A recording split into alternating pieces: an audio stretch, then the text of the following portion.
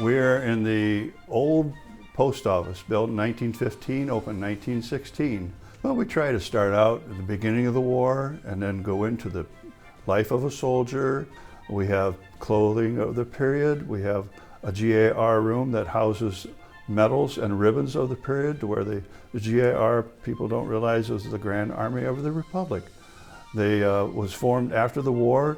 They had encampments, swapped stories, and just got together as past comrades. Room 1 is the original origin of the war, what it led up to, and then going around the room and ending up with a map of the division of the states.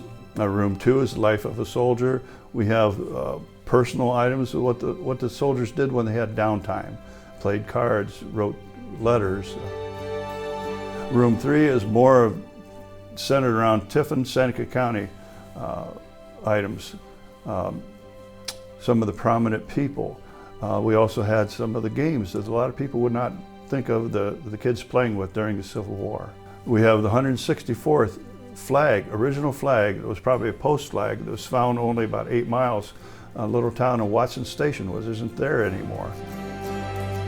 Room 5 is our communications room. It's we have a little setup of telegraph, and we have a certain amount of hands-on items to deal with. The kids like it, and even some of the adults like to play with them. The 6th room is our medical and prisoner of war room. Tells about the prisoners of war and the operations that took place. We try to stress that Ohio played a big role in the Civil War. We were 3rd behind New York and Pennsylvania in supplying manpower, and we were 2nd in casualties. A lot of innovations come medical-wise from the Civil War. We try to stress also that more men, 2/3 of them, died of disease rather than from bullets. The basement, we have some dioramas down there. We have a little bit of naval history down there. We have a research library, and we also have a large room that has the Hayes presidential traveling exhibit in it. The difference between the flags. The battle flag was they saw the stars and the bars crossed on the red flag. That was only their battle flag.